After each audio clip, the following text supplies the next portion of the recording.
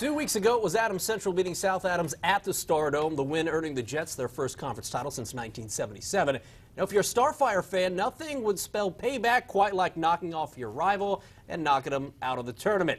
Jets versus South Adams down in Bern. Adams Central, a 9-point win against the Starfires earlier this year. In the second quarter, though, Adams Central already taking care of business. Isaac Luganville bucket. AC goes into the half up by 22. We're talking 40-18. Third quarter, Dalton Combs drives in for two. He had 25. Coach McClure liking what he saw. Dustin Warner, though, the men in black, you know this kid can score in a hurry. Gets the bucket there, but Maverick Balmer, a highlight zone staple this season. We love this kid's game. 6'5", 6'6", can shoot it, can dunk, drains the three right there. AC up 29 in the third, and they would go on to win it 67-45.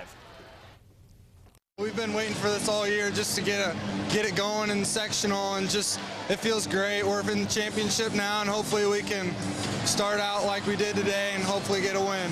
At this point in the year, you got to score, but you certainly are going to win ball games. You're going to have to defend. And I thought our kids defended really hard tonight as a team and did a good job. It's a big rival with us too, and just it's really nice to come in here and just get a win and just move on to the championship.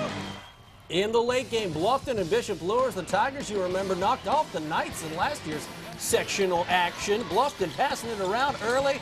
When you got a 7-footer in Keith Cochran, a good idea to feed him. He gets the bucket there, but Lures coming back. Dominique Williams, a talented player. He pulls up, drains the three. Lures up by one early. Bluffton working the ball around. Mike Pearson, nice little turnaround there. Lures was down by as many as 18 in this one, but guess what?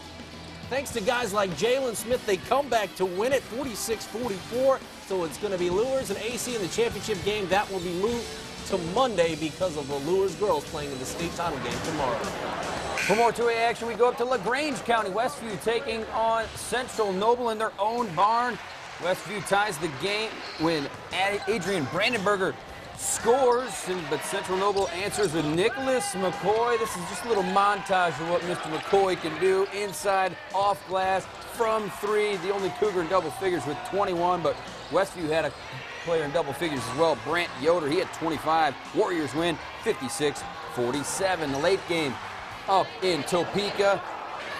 Fremont taking on Bremen. Tyler Jenkins coming in averaging 23 points a game, but Mitch Hopper would tie the game early on, and then Jordan Shoemaker puts Fremont up 5 with the three. Then Jenkins showing what he can do, the baseline drive, then hits the pull-up jumper, but it wouldn't be enough as Fremont falls 74-59. In Manchester, Northfield moves on with a 59-56 win over Oak Hill, and Wabash, their season comes to an end, losing to Cass 71-54. We make our way to 1A Hoops, where we head east for a pair of games with Blackhawk. Those Braves taking on a Howe team that's better than you might know about. Third quarter, Patrick Kanemaguire with the layup right there. Howe up by 9 as we head to the fourth. Fourth quarter, it was Joey Moreland time. The three, then Moreland the three. Remember we talked about the freshman not all that long ago, how good he is. He would hit 3 threes in a span of just 59 seconds, and the Braves are now up by 4. A little Dougie action there. Connor Geyser ties it at 52 with 30 seconds to go, but the Braves hit 6 free throws in the final 30 seconds to pull this one out, 58-54.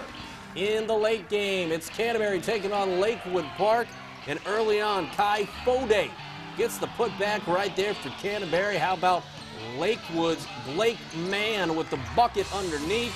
Trent Van Horn, he was on fire tonight. He led the Cavs, led everybody, in fact, with 16 points as Canterbury beats Lakewood Park in a tight one, 46-38. Again, this championship game will be on Monday, thanks to the Canterbury girls playing tomorrow at 10:30 in the 1A championship game. Meanwhile, down at Monroe Central, our only local team in this bracket, Southern Wells, the Raiders, unfortunately fall to Liberty Christian 87-79. We got more Highlight Zone coming up next, and that includes the Comets and the Mad Ants pulling out a win.